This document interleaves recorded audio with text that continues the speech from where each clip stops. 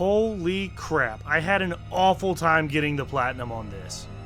Okay, that's a lie, but only like halfway. My name is Haikrazon, and this is the Platinum Trophy overview for Resident Evil 7.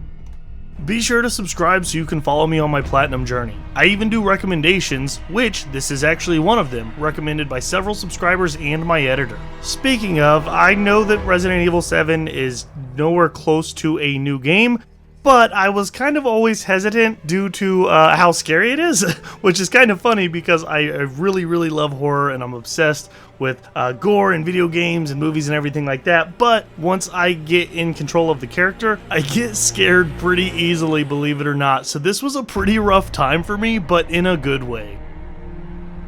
So getting into the game and trophy overview. The game itself was incredibly amazing and absolutely terrifying, at least again for me because I do get scared pretty easy in horror games. But a crazy story with the typical Resident Evil stuff we've been seeing for a while. Really awesome, really weird and interesting direction they decided to go. And we can talk about that later, but the trophy list as a whole is pretty intensive, believe it or not. Most things are missable, so it's great to always have a guide up, even if it's just to remember certain parts. Of course, we have our collectibles, and there's a fair amount, but they're paced together pretty close, so it doesn't feel too bad getting them. There's several trophies I typically dislike, whether it's the several playthroughs that are required, the speed runs, low heals, low storage uses, and even knocking out the hardest difficulty. Speaking of which, the hardest difficulty also throws in almost double the amount of antique coins and puts them in different spots, so just another different guide to have up. The rest are just going to be miscellaneous missables, like doing certain things in certain areas or against certain bosses, things like that, but again, they are missable, so just something to have on your mind at all times. But even with the trophy list being so intensive, I fall somewhere in the middle in terms of how it felt playing during the time to get the platinum. You're looking at roughly 25 hours, and the first playthrough, again, as a game, was really great. It had incredible pacing, it was awesome getting to learn the story as a blind playthrough, with a collectible guide, of course. And I had a great time. However, that's kinda where that part ended. The speedrun playthrough did feel pretty fast, but also tedious, especially knowing you still have one more to go after that. And the Madhouse difficulty was just a genuine whole playthrough, but on the hardest difficulty with a new collectible guide to follow. I was definitely ready to be done by that point. On top of that, doing the prologue any more than once is awful in general. And why are there no skippable cutscenes? Whose decision was that? There's like one that you can skip, and it's like, it's the worst thing ever.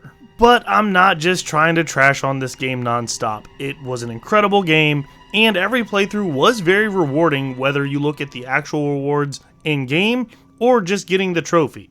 Especially the Madhouse difficulty. That was pretty damn challenging and one of the harder things I've done in the past couple years for a trophy. Speaking of rewarding, did getting the platinum for Resident Evil 7 give my brain the happy chemical, or do I still need alcohol to have a good time? Let's find out. Like I said earlier in the video, my first playthrough was genuinely a great time. As a whole, I really loved the game. It kept me super scared from the exploration to the combat. The story was great, but getting the platinum was tedious. There's no way around that part. Even at a relatively short time, 3 playthroughs is a bit much for any game really, even if some of the playthroughs are only a handful of hours. And because of that, it was incredibly rewarding once I finally got it, but there are just so many parts of the game that I just did not want to do more than once. Mostly the prologue and the boat. I just wish it felt a little less tedious in general. Some of the things that stuck out kinda helped, but also kinda hurt it. Honestly, there's not a whole lot here. Prior to this, my only experience with platting any of the Resident Evil games was only 5 and 6. And in those titles, you earn the infinite ammo before you're done with the game, so you get to have fun while using what you've already unlocked. But by the time you get that in RE7, you're already done with literally everything else. I get that you shouldn't need cheat code type things to get a platinum, right? That makes sense, but that's kind of what RE is known for, right? So getting a really badass reward when you have literally nothing else to do except play for fun, I guess, or if you save your speed run for your last run, it just kind of feels underwhelming. I will say though that this game has the absolute most changes in the core game just by going up in difficulty than I have ever experienced with anything I've played before. And that's pretty sweet. I mean, it kept me on my toes. I got some new jump scares out of it. Even some of the core items required to progress the story were in different locations, or you needed even collectibles to access them. It was really neat to see it done that way.